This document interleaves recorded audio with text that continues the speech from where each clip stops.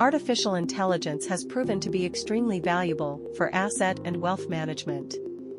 Leveraging on the combination of analytical AI and generative AI, Sphere has been designed to support your investment decisions while simplifying market analysis and decision-making. But in practice, how does it work?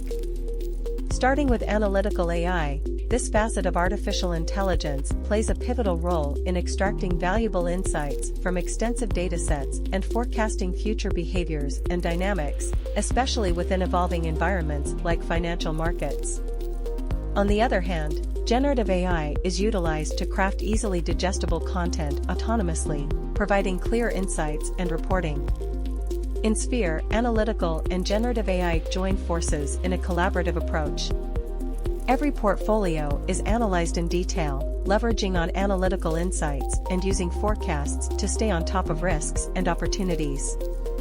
On the other hand, the capabilities of the generative AI create streamlined summaries that provide a comprehensive understanding of these analytical outputs. Furthermore, Ask Sphere AI capabilities allow for an interactive experience with Sphere's intelligence, enhancing the explainability of recommendations and providing an in-depth understanding of investment decisions. For example, users can easily compare portfolios, assess risk concentration, or understand why Sphere is suggesting to include a specific instrument on the optimized portfolio. The fusion of analytical and generative AI represents more than a mere partnership. It embodies a powerhouse that magnifies our capacity to comprehend and navigate the complexities of financial markets. Welcome everyone to today's event, Enabling Better Investment Outcomes with AI. I'm Andrea Sala, your moderator for today's conversation. It's a pleasure to have you join us once again for our recurring conversations on the intersection of AI and investments. Today we have a great lineup of speakers that promises to truly deliver some informative insights into the role of technology into modern asset and wealth management. Now, in the ever-evolving landscape of investments, there is a general buzz, definitely, around AI. And we want to move beyond that excitement and explore the concrete benefits that this technology can provide to the investment process. Now, as part of our commitment to identifying and sort of harnessing these opportunities that AI can provide to the investment process, we regularly host discussions like this one today to illustrate the challenges and the key solutions regarding AI in asset and wealth management. If you want to see some past episodes of the conversations we've already had, you can also head down to www.MDOTM.ai and see the other discussions. Now, today we have the opportunity of hearing from a great panel of distinguished professionals who will shed some light on these crucial topics. First, we welcome Aaron Kirshner, Managing Director in Quantitative Equity Solutions at Goldman Sachs Asset Management, serving as Co-Head of Portfolio Management. Next, we have Andrew Hardy, CFA, Director of Investment Management at Momentum Global Investment Management. And lastly, but certainly not least, we have Peter J. Zangri, Partner and Head of Americas at MDOTM. Thank you all for being here today. Thank you. So I'm very excited to have you all here. I think it's a perfect blend of expertise. We have three very different people, each with a wealth of experience in the investment landscape. And with such a diverse and sort of experienced panel, I think we're ready to gain this 360-degree view on how you can enable better investment outcomes with AI. So to sort of kick off our discussion, I'd like to pose a broad question to all of our speakers, which I'm particularly curious to know all of your different perspectives. So what are the main changes and challenges you've observed in asset and wealth management today? Aaron, perhaps we could start with you. Great. Yeah, Andrea, thanks for the invitation. Great to be with you. So I would start by saying I think one of the big themes and changes we've seen is that there's been a widening of the scope of what investors might consider investment success. And I think this is increasingly something that we see being evaluated on a hyper-local, individual by individual basis. And the reason why is because many investors have different needs, they have different objectives, different goals, they face different challenges, and increasingly they're more outcome-oriented, like you mentioned. And so we're big believers that there's no one-size-fits-all for investing, and to address all the different needs that our investors face. And so when you kind of look at the market where we've been, the backdrop over the last 10 years, there's been incredible wealth creation. There's been a incredible strong market appreciation. And one of the big themes that we're hearing from both financial advisors and investors is around the role that tax management can play in a portfolio. So when you think about kind of summing together some of the challenges, thinking about investing in a backdrop where markets have experienced incredible growth, whether maybe it's from smart stock picks or just general market exposure, and tax management can play a critical role in investment portfolios and portfolio implementation.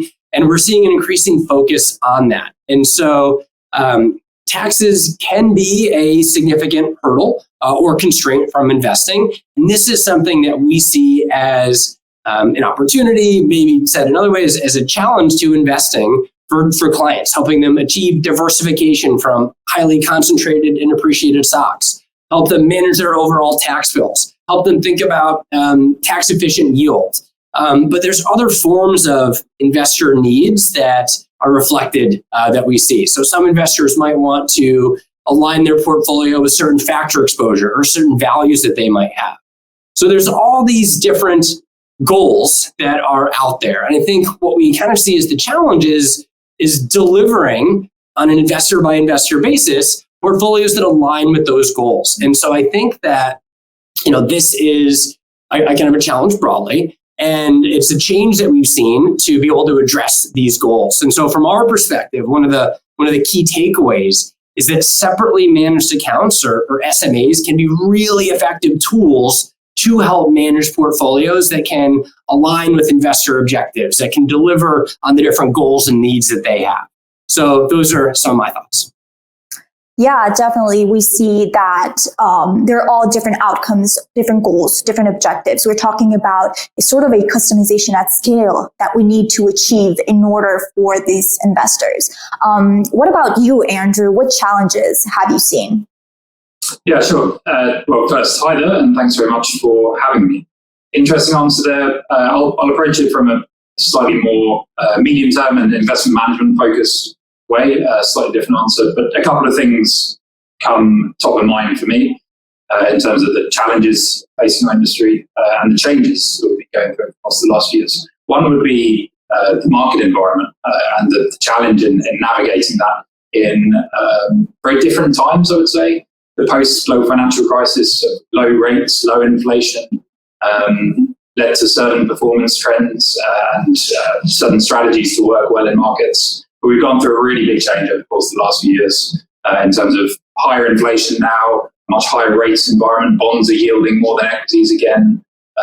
Emerging markets are underperforming differently from many periods in the past. There's dominance of US tech in the US market, etc. All in all, I'd say it's a very different environment from that which a lot of the current investment management industry, newer entrants over the course of the last 10, 15 years or so, have been used to. And of course, we've gone through this very rapid monetary tightening cycle as well. And we'll see over the course of the coming months and years how that plays out. So that's one. And then the other would be general cost pressure across the industry as well.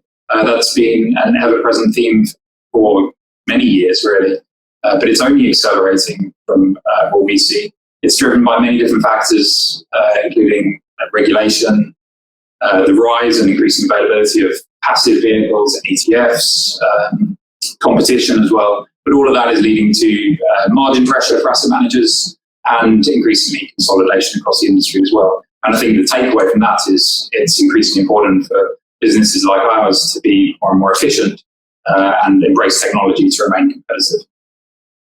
Definitely, we can see an overall margin pressure in the asset and wealth management landscape. And we really need to get that higher degree of operational efficiency that, later on we're going to talk about also as to how technology can help in regards to this. And Peter, apart from, that customization that Aaron was talking about and that higher, margin pressure and complexity that Andrew said, what are some challenges that you've seen in the industry recently? Absolutely. And first, I want to thank Aaron and Andrew for participating in this this telecast and also for those viewers who will watch the video. So, look, I think what Aaron and Andrew said is spot on. It covers two important areas of, again, they're both challenges and opportunities. So when Aaron spoke about, broadly speaking, it's around a customization, serving the person, the individual at certain times, and really focusing on their objective. Okay? And I've seen this in my career, how you've gone from a broader institutional focus to over time, a focus, again, down to the individual. And, that's a different problem. It's a potentially greater opportunity, but it's a different problem. Whether you need different types of data, infrastructure, sales coverage, what have you. So that is something that, it's large. I think it will be even bigger over time. And I think the challenge there is how do you address it effectively? And that ties into what Andrew said, doing it in a framework or an environment that's under cost pressure. And even if it's not under cost pressure, you always want to be as efficient as possible, clearly. So I think those two dynamics, the individualization of achieving investment objectives, along with, addressing either growing cost pressures or cost pressures that have been there, or doing things, again, in an efficient way, leveraging, broadly speaking, technology. So I think those are the two key areas. Now, clearly, there's other challenges. One is, how do you, as an institution, as a portfolio manager, how do you differentiate yourself in that environment, right? So how, does Aaron and his business differentiate itself when it goes out and tries to win business? And similar, with Andrew. So that competitive differentiation is clearly important, especially when you want to drive growth of your business. Definitely, today is of utmost importance having that competitive advantage. So, you can also drive better outcomes for your clients. And as we saw all these challenges, we're talking about customization, about margin pressure, about having a competitive advantage and complexity. Maybe Aaron, as a follow-up to you, that you talked about all of your clients having these different objectives when it comes to investments. In your experience, how have these challenges reflected upon clients' needs and expectations? How have they shifted? What could you say about that? Yeah, it's a fair point. I'm going to build on some of what Peter said. So I don't believe that clients' needs have really changed. I think their expectations have changed. And I think that is starting to reflect what I'm sure all of us on this call have experienced, which is just more personalization, more customization in every part of our life, right? From the way that we shop to how we, order food to the entertainment we consume. It's just personalization is present in all these aspects of our life. And so we see and expect naturally that clients are going to start to demand that from their investment portfolio. And so, there are challenges to thinking about, well, how do you deliver customization, personalization at scale? This is something that we've thought a lot about and have focused on and really leverage technology to do. And so I'll give an example that's kind of most common for us in the way that we work with clients, which is that, against this backdrop of rising markets, many investors are sitting on unrealized gains. And perhaps they're with a portfolio that they want to be more fully diversified from a handful of stocks or from maybe more style. But to become more diversified, there's a tax consequence associated with that. So what me and my team do is we review each and every portfolio and we analyze current exposures, risks, underweights, overweights. We help model out what your starting point is and then suggest different steps on how to diversify. And then associated with that, we quantify what does risk reduction look like? What is the tax impact of doing it? And so we try to be as educational, as informative, as analytical in a really user-friendly way. So we built a lot of digital tooling that helps provide this analysis that gives investors and advisors an understanding of what it looks like to become more personalized. And they then have ownership in this decision and have a lot of control. Do they want to diversify immediately? They want to do this over a number of years. Do they have a gain budget in mind? So for us, it's really about kind of meeting the investors where they are, understanding that everyone has different needs, and then building the infrastructure that can deliver out solutions and manage them in a at kind of the highest way. That is very interesting, a very interesting way in order to follow the investor in order to deliver that customized solution. And maybe Peter, maybe building upon what Aaron said, you can maybe talk to us more specifically, not only technology in general, but where does AI exactly come into play to help asset and wealth management managers meet those clients' needs? Sure. So one area that, or maybe it's two areas that at MDOTM, or me personally, have seen the role of artificial intelligence positively affect the asset management or wealth management space and their clients, is in the area of how does a wealth manager, for example, more effectively communicate what it is doing to serve its client, right? So adding a higher level of transparency and information so that their end client are in a better position to appreciate, the value that you're delivering to them, right? Because at the end of the day, in addition to delivering that value to the client, you want to be able to explain that value to the client so they understand it. Okay, and being in the investment industry for 3 decades, that's always been a particular challenge, particularly in the quantitative investing space. How do I best explain the performance that I'm delivering, whether it's positive or negative, right? Because clients in general, they want that level of integrity of understanding, what you're doing, why. So that's an area where, in my experience, artificial intelligence, certain types of artificial intelligence, would be very helpful. Again, in helping institutions explain their performance or how they're conducting their business in a better way, in a much better way than has been done historically. And I believe it is something that will be transformed. Okay, meaning that the way that performance has been communicated will change and is changing dramatically relative to how it's been past. So that is a very exciting. The other area, which is a goal of these institutions, is how do we raise assets, right? How do we bring more assets into our organization to manage?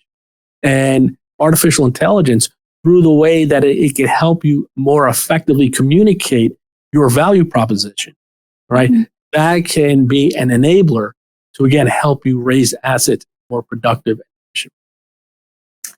Oh, thank you, Peter. That was a great answer specifically for AI and how it can really help provide a higher level of explaining the performance, as you said, that therefore leads to more assets. It's very interesting.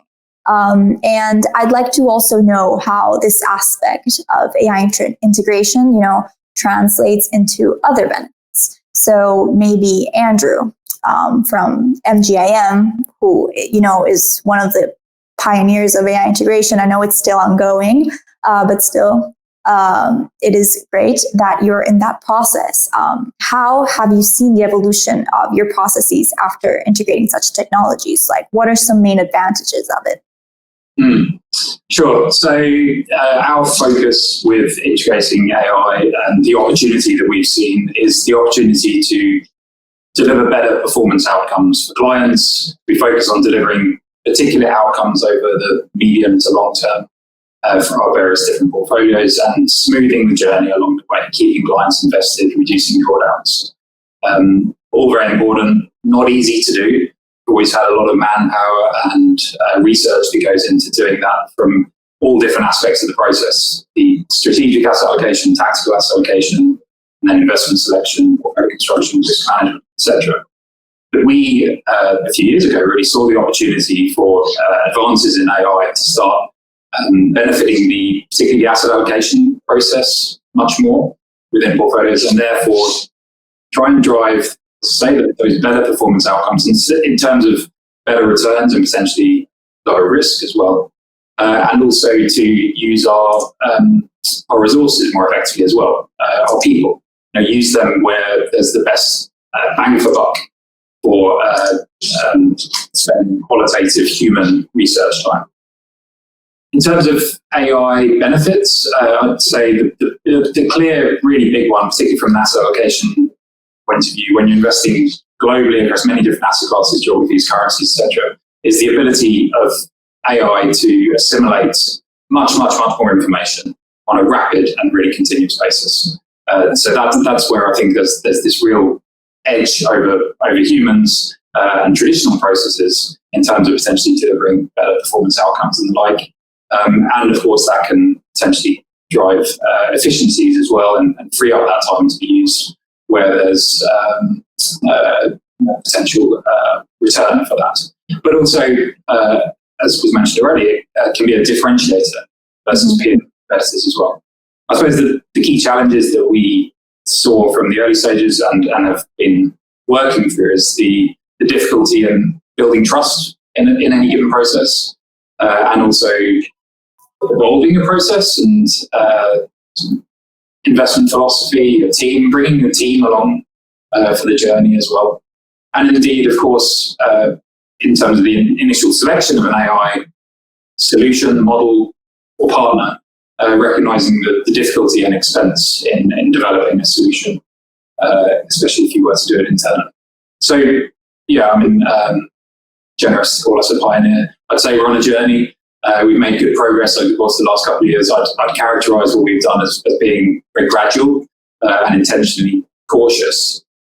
For now, we think of the AI input from MDOTM as another analyst, really, sat in the room and introducing a different view, sat around the table, but just wired differently and coming at things from a different angle.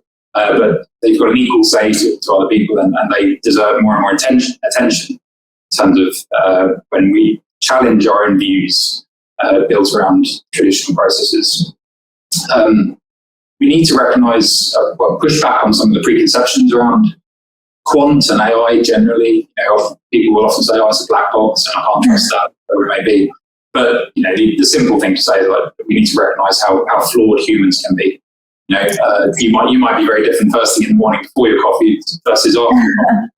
There's those inconsistencies in behaviour and decision that can make humans very unpredictable in their own way as well. AI is it sort of provides that unbiased point of view, apart from providing, as you said, that productivity and helping a company being that differentiator for its clients. And most importantly, as you said, that use it at Momentum, more of an unbiased point of view, and having that extra help that can really help humans sort of climb more that value ladder and focus on tasks that are more important.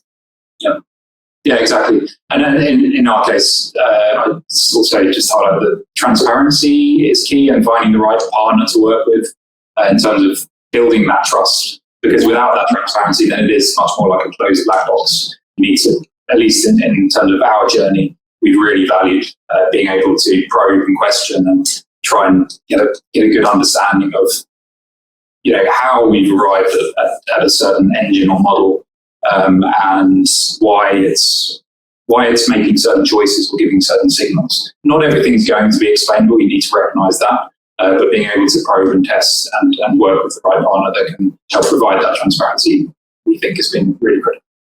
Definitely. And that level of explainability, also building upon what Peter said earlier about being able to explain as to why AI or technology made that decision, especially now today with the integration of generative AI, which can be very useful for having human-like commentaries. This is just an example, not necessarily it applies for everyone. But it has been very helpful in order to increase that transparency and explainability when it comes to AI integration. Yeah.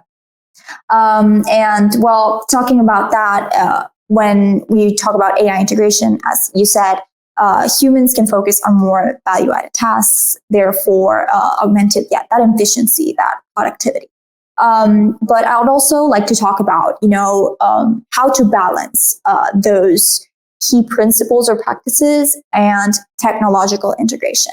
So maybe Aaron, I'd like to ask you what key principles or practices have remained constant in your approach despite the changing financial landscape? Like, how do you balance the need to adapt to new technology and keeping constant practices? So our key principles, North Stars, focal points, I think have been and will be around the performance that we deliver and the partnership, I think, that we have with advisors and clients. I think investment performance is the most important aspect of any strategy, regardless of asset class. So performance is always going to be critical. And I think where technology and emerging technology comes in is around kind of the point of this hyper local experience on a portfolio by portfolio basis. What is the performance? Are you delivering the investment success? What is happening from a risk, return, tax, tracking error, yield perspective? Are you delivering on these goals? And so I think that new technology will help offer more of this to more advisors, to more clients. There's been a lot of growth in the SMA investing business and capabilities. I think new technologies are going to be really critical to the innovation of new capabilities, new types of solutions, the combination of different types of solutions. So we think that's going to be something that is really impactful. And it might also bring new entrants to market. And I think, offering more solutions to a broader universe and maybe being able to do that in a really attractive way for investors.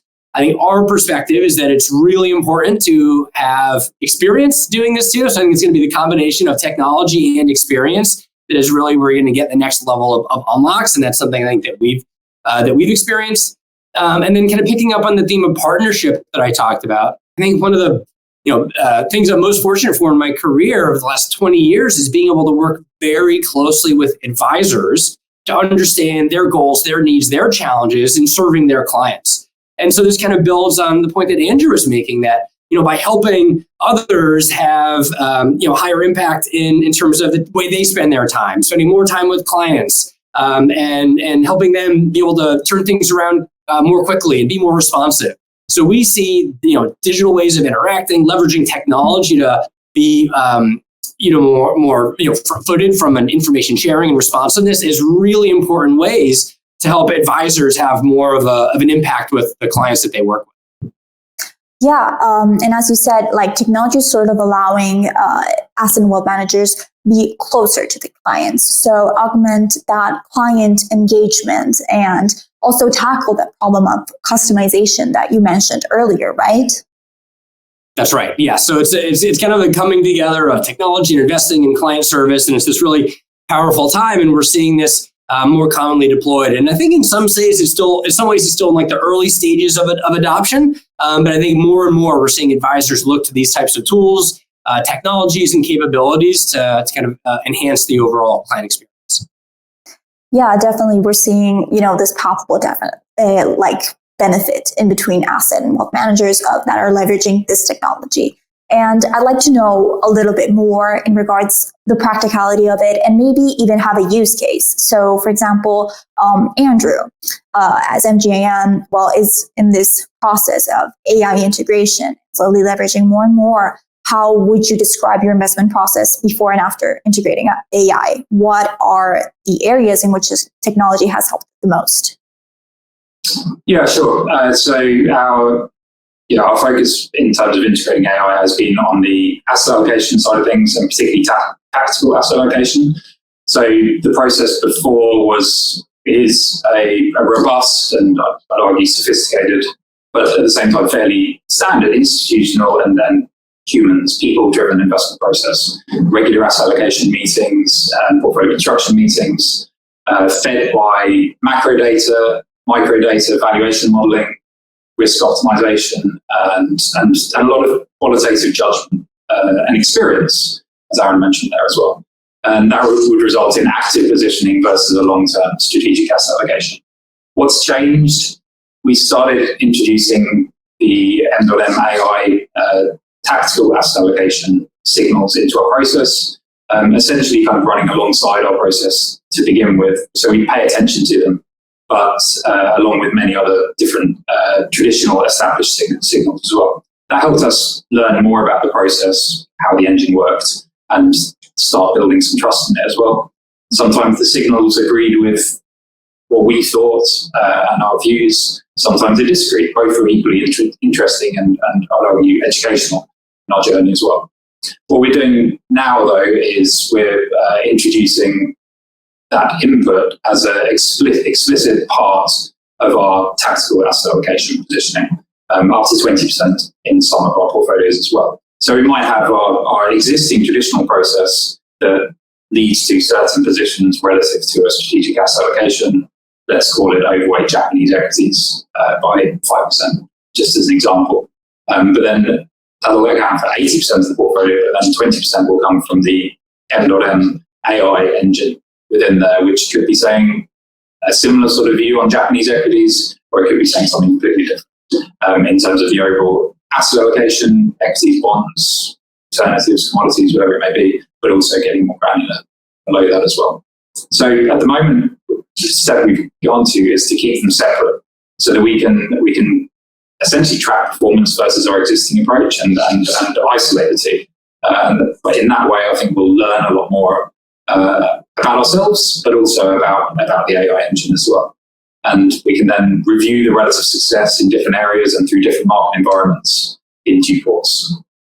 As I say, we're still very much running the same process as before in parallel, and critically, humans still at the wheel managing portfolios on a day-to-day basis. Yes. And indeed, manager and security selection within there is still very much driven by the same approach that we had before as well. So it's much more effective asset allocation. So manager and security selection is, we do use some quantitative strategies there. We have done for quite a long time, actually, in security selection. But we also complement them with fundamental discretionary strategies within equity, fixed income, and many asset classes. I'll give the example of an area where we're not ready to embrace AI at the moment. Say, it's small cap equities in a concentrated portfolio of 20 or 30 stocks or so. I still have more trust in people there and the inefficiencies of parts of markets like that, which require a lot of experience and judgment. And I think it's early to trust AI in a concentrated portfolio in that sort of area. And it's more of, combining the both. It's combining, the good and the human, the good and the AI, having that perfect blend. So, investments are still human-centered. AI is only doing the heavy lifting at the end of the day. Yep. And when AI is doing the heavy lifting and providing you sort of these unbiased inputs, we go back to that topic of transparency that I would like to touch upon. As you said earlier, having that explainability behind the inputs that AI is providing. So maybe Peter, since I would like a little bit more and touch upon that transparency that Andrew talked about in the other question, more specifically at MDOTM, how do you address the concerns regarding bias and ensure transparency and explainability in investment decision-making processes? Sure. Well, I think when it comes to transparency, explainability, things like that, it's something where at the end of the day, judgments are being made, right? Whether it's by people or whether it's by a computer, okay, or an algorithm. So I think what best practices, tell us is that it's a process, right? Meaning that, as managers interacting with AI, understanding the inputs, understanding the outputs, and kind of, checking whether based on your experience, you think it's something that's reasonable or consistent. And it takes time. It takes time to get familiar with what, in certain cases, artificial intelligence is telling you. But for sure, it's not supposed to tell you what you already know, because that would be a waste of time. And it's also, not in your interest for it to tell you something that, is obvious. So there's tension there, right? Because you will start to see certain things. You will start to see results that you didn't think about before. Or maybe you did think about it before, but in a different way. But that's where the learning comes, right? And that's where the value comes. Mm-hmm. And that's why when we talk about, looking at bias or transparency, to me, it's a question of what process do you have in place? Andrew explained a bit of that. within his organization is, what process do you have in place to understand what these AI algorithms are delivering to you? And also within your organization, identifying where do you think they best serve you? All right. It's not across the board early on necessarily. There are certain areas that you would want to target, for different reasons.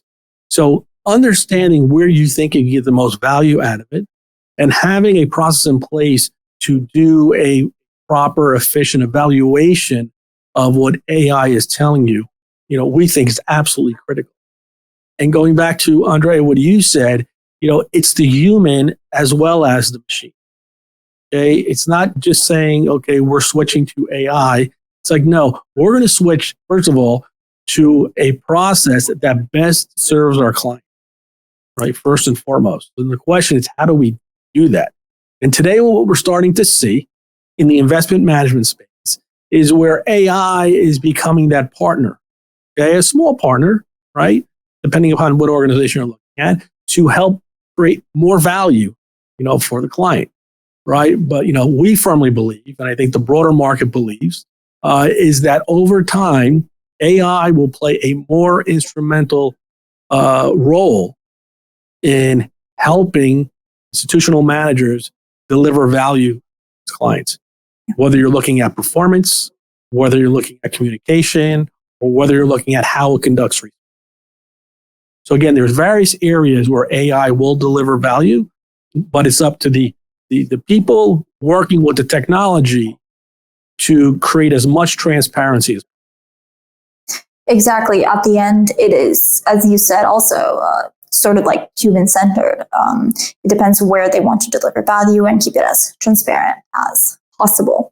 Now, as we head to the end of the conversation, I believe a good question for everyone to perfectly wrap up today's discussion is, how do you envision technology continuing to shape the landscape of asset and wealth management in the coming years? Perhaps we can start with Andrew. Yeah, sure.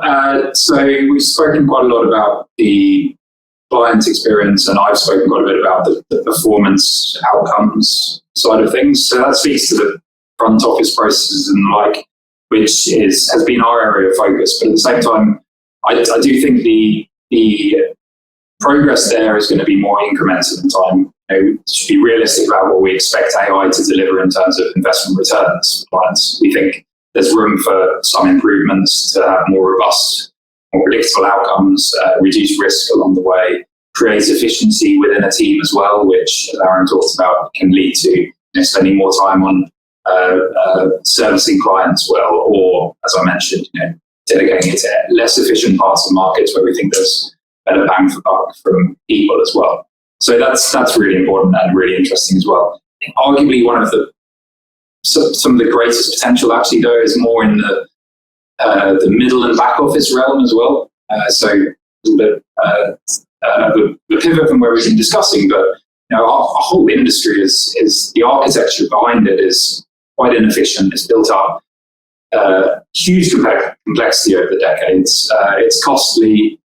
It's not like you probably design it if you designed it from scratch today. I think there's huge potential to overhaul that in time from here, and lots of businesses and countries are making huge progress on that front. And things like tokenization, looking a few years ahead, I think can have a huge impact on the industry overall and help address those inefficiencies that are there, and ultimately lead to better efficiency in a business like our own. So talking to some of those pressures that I mentioned at the outset, but ultimately also passing on a lot of benefits to end clients in terms of reducing costs and improving client outcomes and experiences. And then tapping into Aaron's points as well in terms of these hyper-personalized options as well.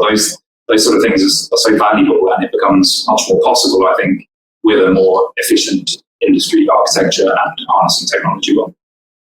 Definitely. I also believe that a great future outlook is technology really helping tackling those inefficiencies, and definitely we're going to be seeing a lot more technology in this future industry and how it will look and how it will be shaped.